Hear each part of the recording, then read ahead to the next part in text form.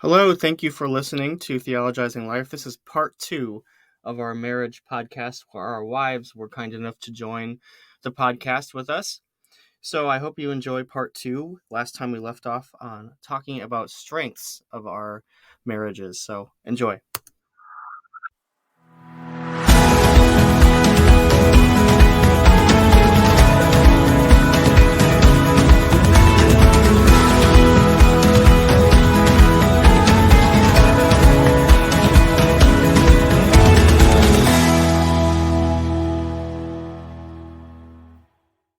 So what would your strengths be? So it's gonna sound kind of like I'm gonna what's the word? Sorry, contradiction. Here we Yeah. go. Wow, it's really hard. So I would say, even though we're working on it, I would say our communication has grown and it's getting better. So I would say that is on. I don't know, maybe it's not. Sometimes I feel like we're making strides and it's a strength that have open communication. But when we get thrown in that rut, it's like your greatest strength can become your worst threat sometimes. I don't know if that makes sense, but that's what came to mind. And then also just that, commitment to one another, being like founded in Christ and that covenant like relationship. I'm losing all my words now. It's okay. Your turn. Tap. It's getting late. We're gonna get tired, Emily. I think so. I do agree. Our communication is something we're working on, but it's something we're aware can be a threat, and we are intentional about, or we try to when we have opportunity.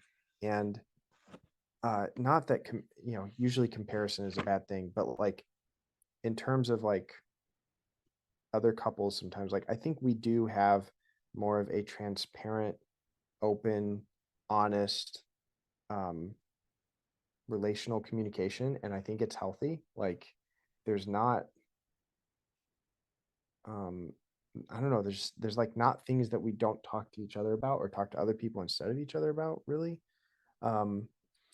And then another one I think would be that we do a lot of things like together, and Yeah. that spans a spectrum of like we will do fun things together. So we will watch shows together, and we will enjoy that. But we will also together decide to do something generous or like to give to some cause financially, and we will decide the amount together. Or like, I don't know, inviting someone over or something like that to be a blessing to them. We do those things and those decisions, buying cars, like all of that stuff, like financial decisions, fun activities, family things. We do it together, and sometimes we maybe have different perspectives and maybe don't agree sometimes, but for the most part we're pretty together on it. And when we go to make the decision, it is a together. And because I guess the danger if we weren't together is that there could be like resentment or friction, tension built up over time. But there are certainly things we do apart for ourselves. yeah, but we have individual hobbies. I'm not saying right, we do we're not everything like together. So much one person that we don't do anything apart from each other. That's not it at all. But no, I just feel like we have a unified, like we're usually unified in what we do. And I know some Christians, like there's this like the male like leader and things, and I don't want to totally get into all that, and I think there's value in that, but there is this one flesh stuff, I think, in this. There's not there's a mutual trust and respect, yeah and we come to things together. yeah I would say the togetherness is a strength of our marriage and what we do and decide and things like that. So yeah, I think something really interesting that I hadn't thought about in a long time, like that you guys are your own like confidants. Like you don't talk to someone else about things that you don't tell Emily or vice versa, which like some people do that, and I think that can be really threatening. But if you have your own husband and own wife as your confidant, one flesh, we do these things together, and we make these decisions. We only share these things within our marriage. That's really, really healthy. Yeah. What about you guys? What are 1 to 3 strengths you would say of your marriage? I think we're good at being friends. I was gonna say the same thing.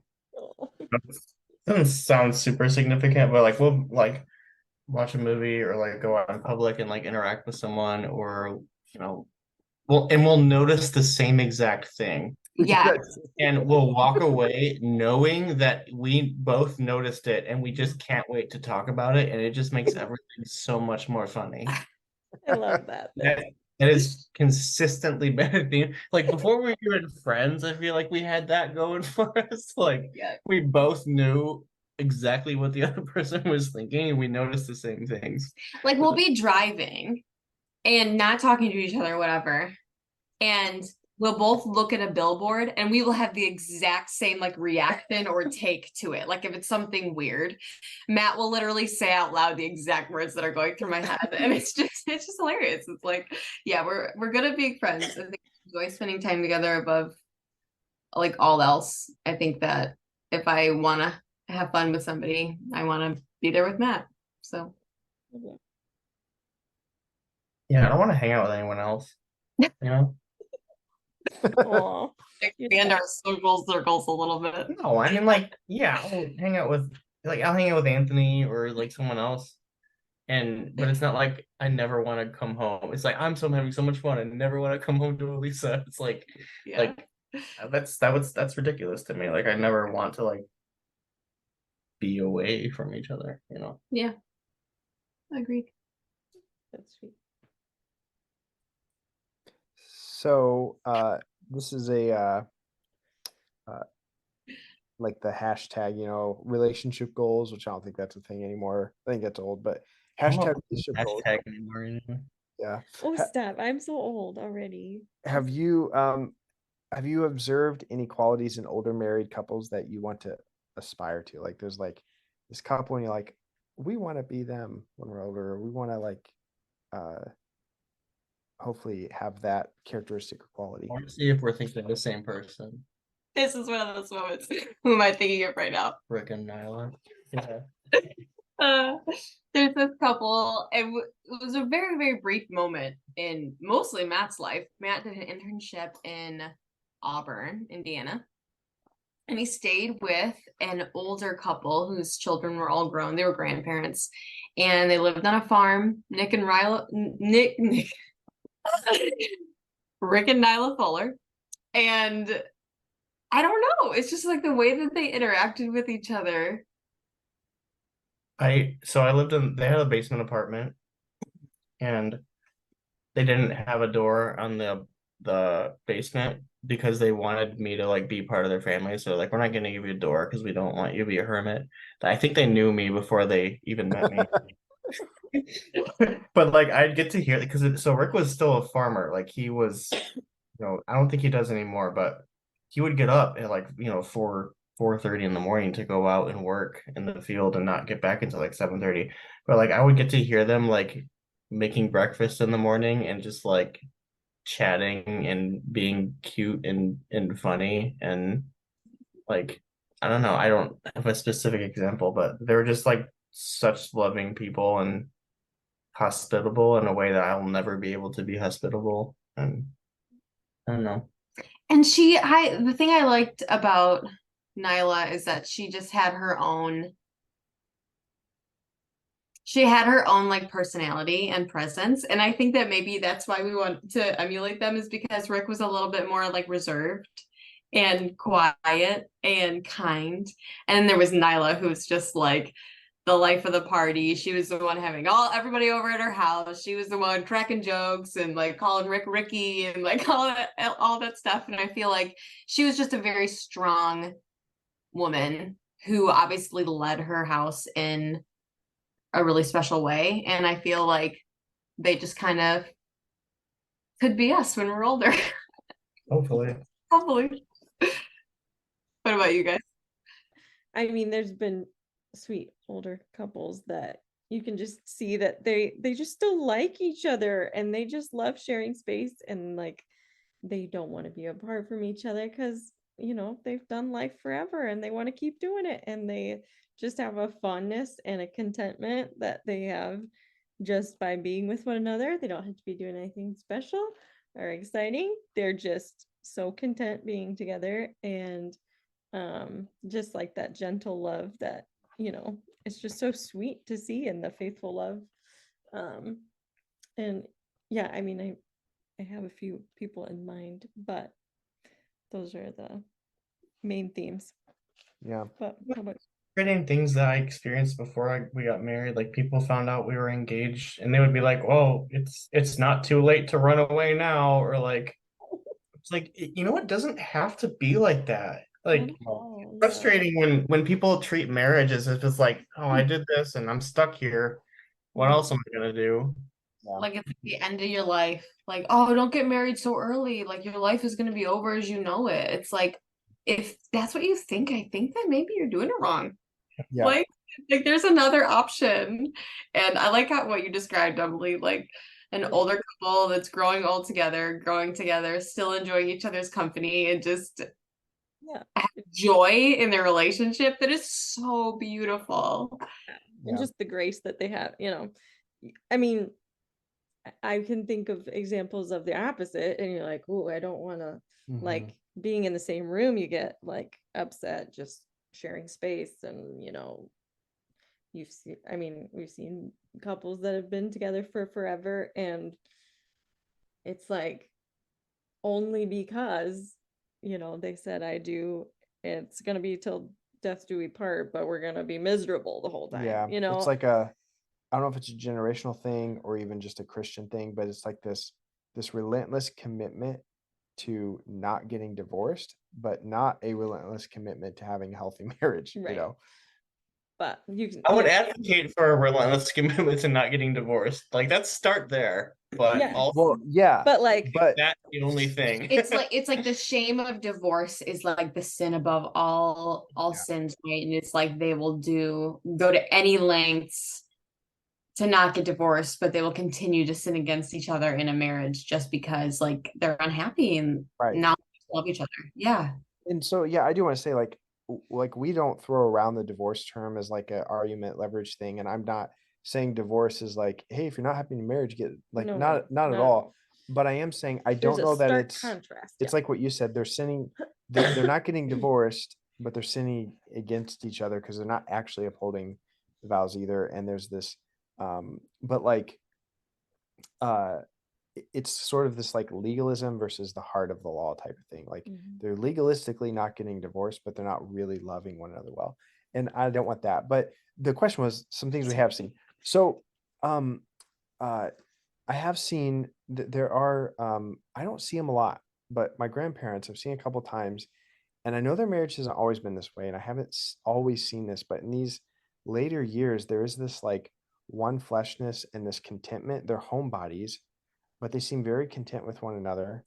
And then one of the things I appreciate, and I don't see a lot of things, but one of like, because we just don't, I live far away, but one of the things I appreciate is they'll tell stories, and sometimes one of them might get a detail mixed up, and the other one might once maybe correct or say, no, I think it was this.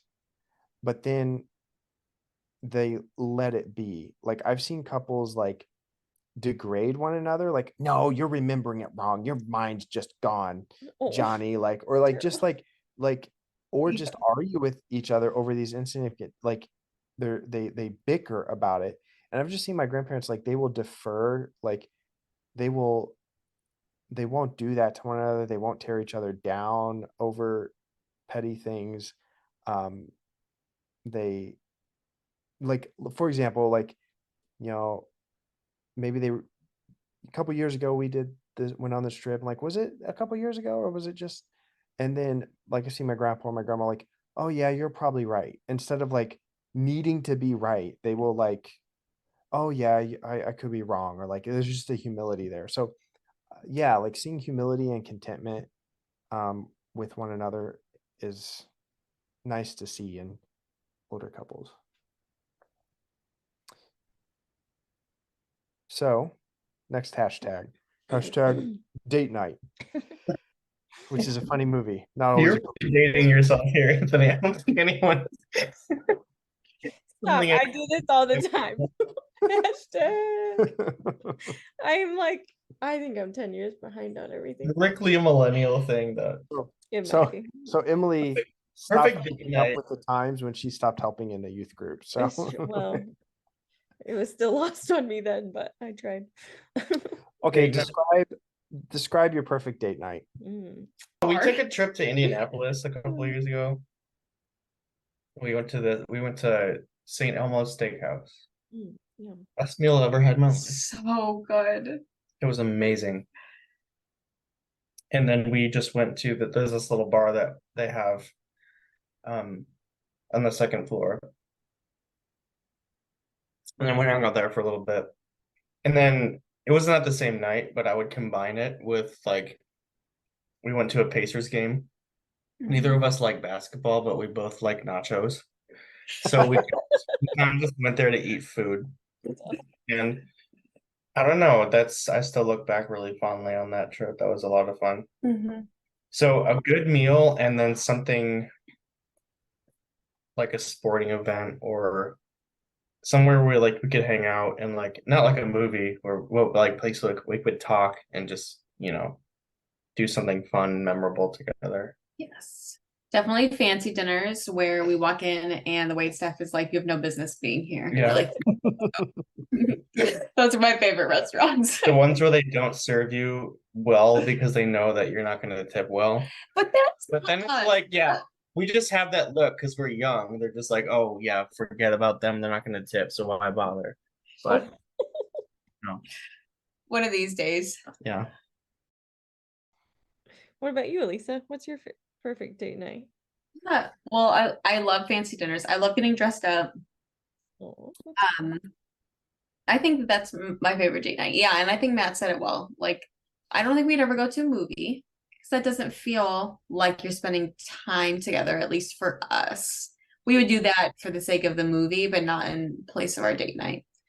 So yeah, dinner and a Packers football game. Oh yeah. that'd Just be kidding. He forgets that I exist when we go to the Packers game. only the one. And he said that was the best day of my life. At that point, he was married with children. That's awesome. oh, That's my funny. That's hilarious. So you guys, what's your perfect date night? What's yours? You go first. Okay, well, I would say dinner out. Sometimes we just like to try new restaurants together.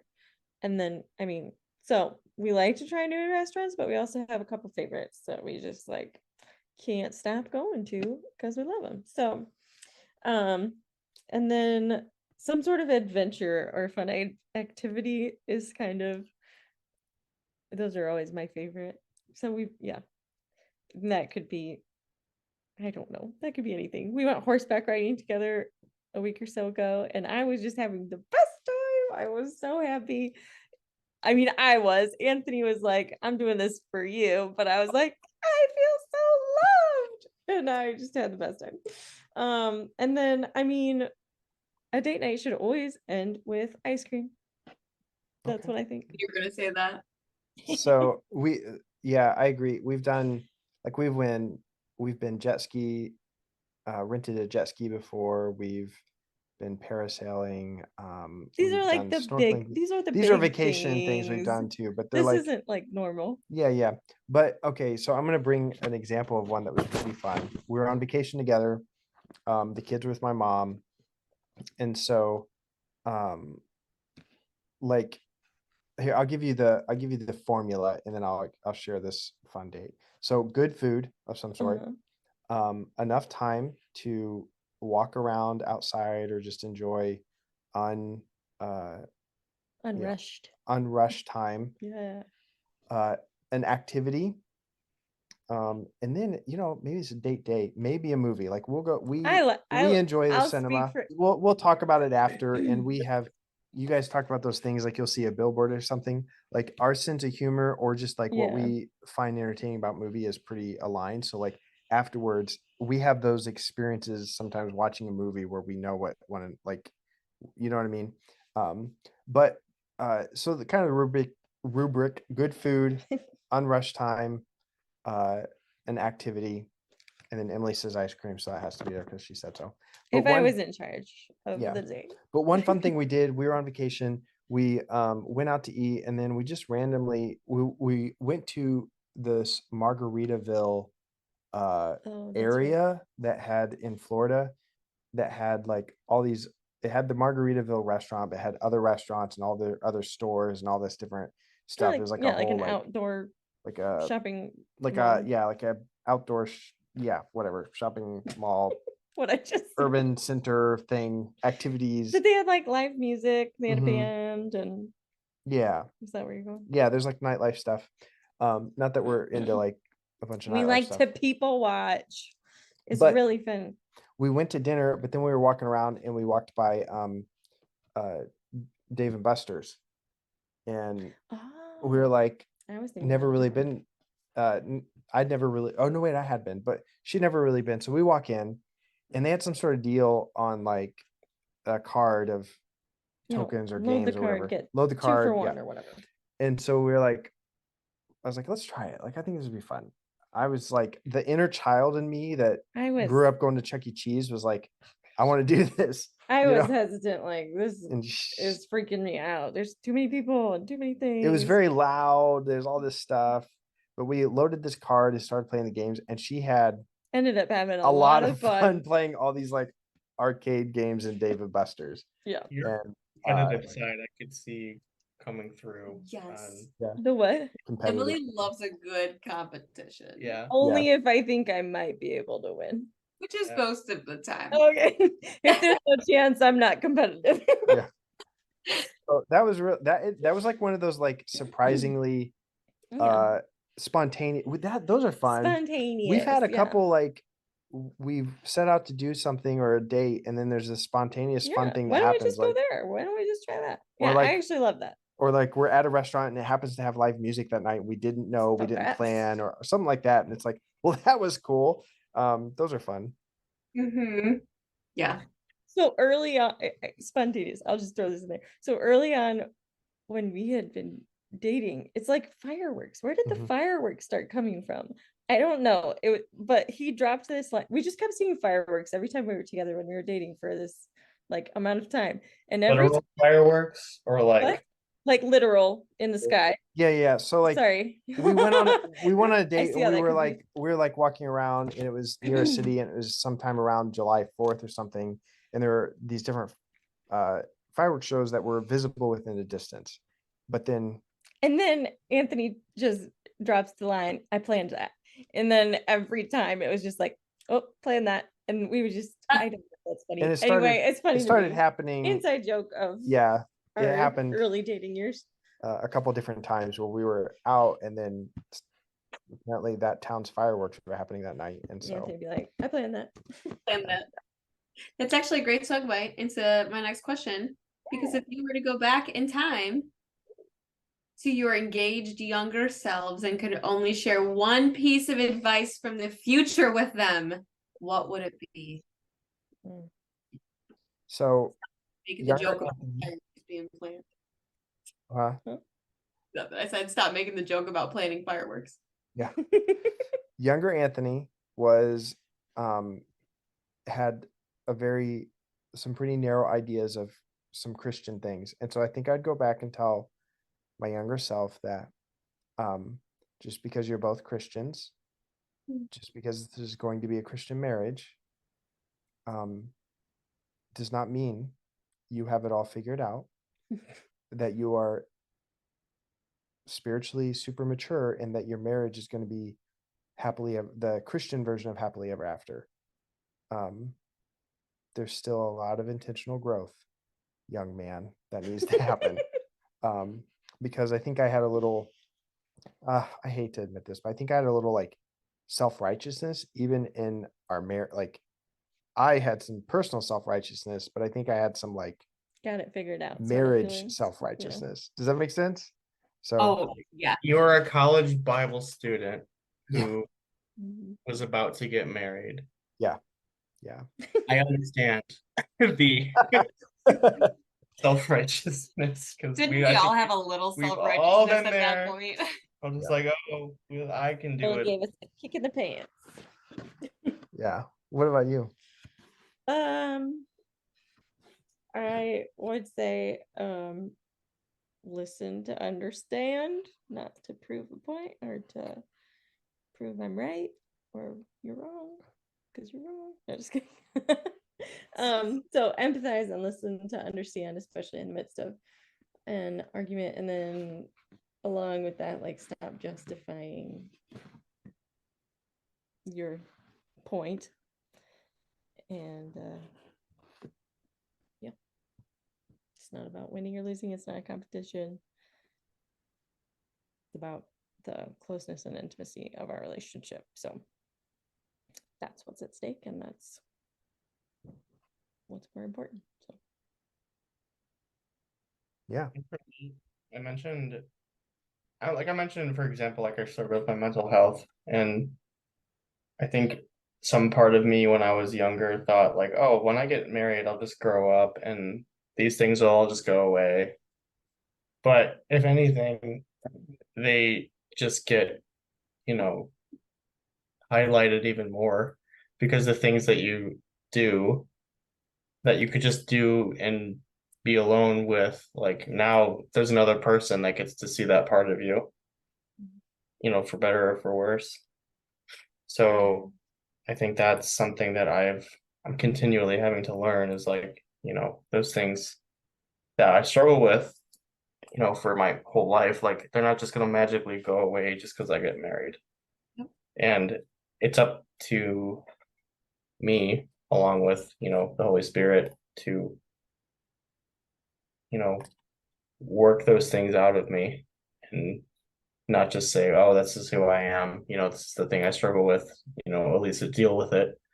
It's like, no, it's something that Jesus is trying to work in me through. So Yep. I was going to say something very similar. I have a tendency in my life to look at the next thing in my life and be like, well, once I have that, then I'll be happy. And I did that with our marriage, saying like, once we get married, that's when I'll feel like I have arrived. That will be it. I will finally have what I need. And it certainly was not, it didn't fill that hole, because that hole is only meant to be filled with Jesus. And also it's there to indicate like, this is not where we eternally belong. So you're never really going to have like that feeling like I have arrived, I am finished, I am done until we meet Jesus. And I think that that's purposeful. But I certainly looked at marriage and tried to fill that hole with it. And yeah, it can cause a lot of tension when you're marrying another human being who also has their own like burdens and sins, and then you're bringing those two people together. And when you look at marriage as like the fix it, and then that person doesn't meet your expectations of like filling that need, it can be really, really frustrating. And I think that happens for a lot of people, and for a lot of people who don't know Jesus and who don't know that there's actually something better in life than marriage. So they tend to get hopeless and lost in the fact that that didn't work. And I would love to go back to my younger self and just say like, this isn't going to be like what you think it's going to be, but it's going to be amazing. And it's because of Jesus. So I probably wouldn't have listened to myself, but yeah. That's a we good. can relate. Yeah, yeah. I understand that. Do you guys have any other thoughts just to sort of cap off any other insights, experiences, thoughts about marriage, theologizing about marriage?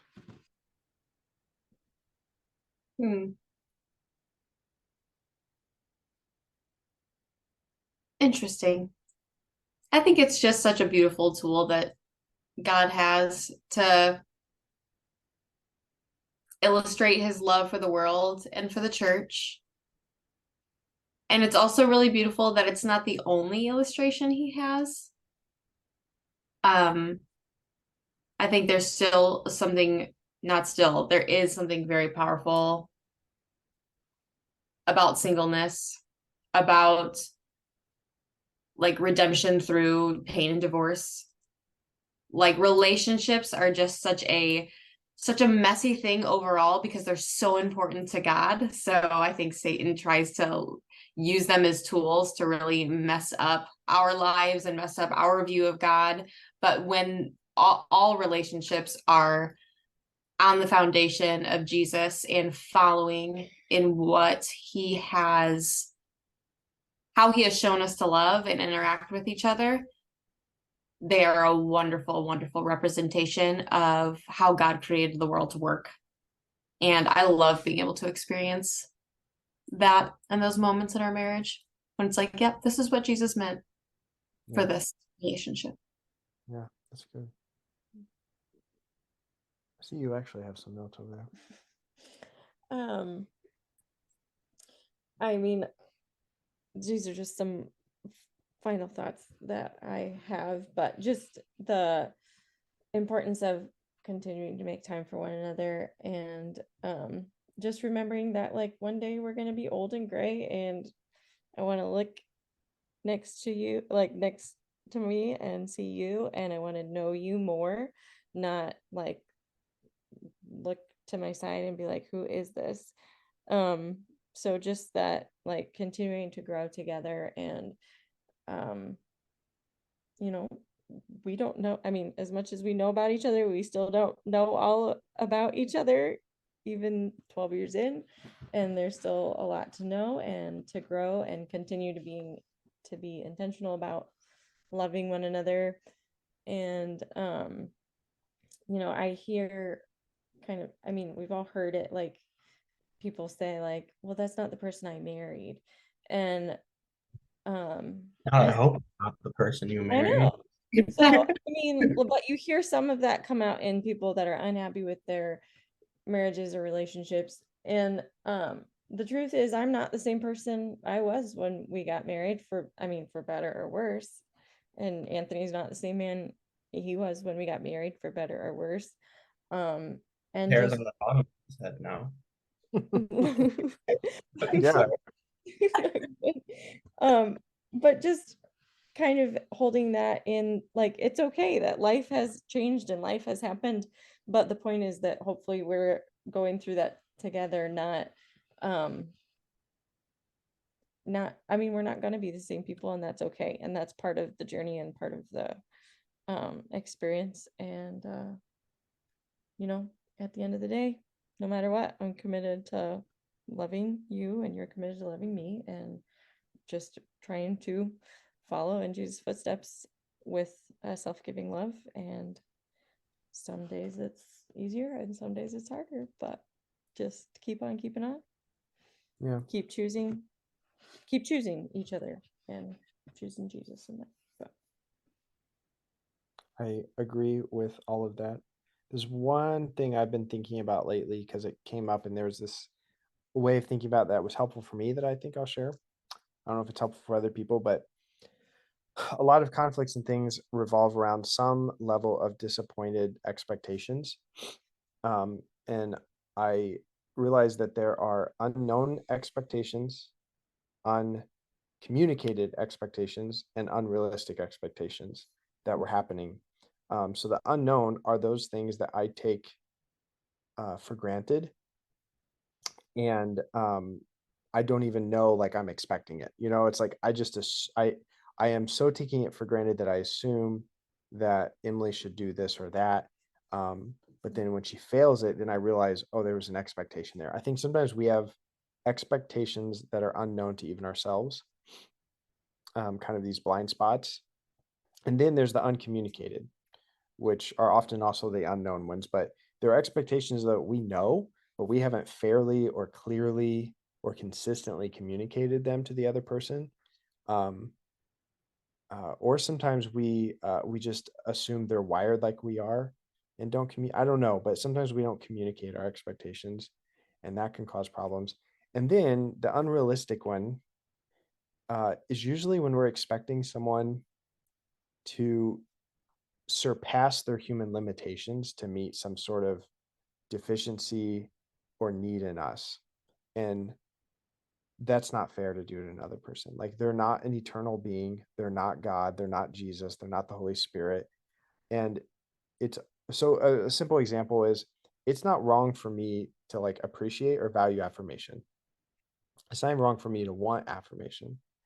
But if I need affirmation and I put that insatiable need because of some deficiencies in my own sense of self and worth and value, and I put that expectation on Emily, but it's unrealistic because she could never meet it. Like, she could affirm me, but it's never good enough. Like, that's a problem.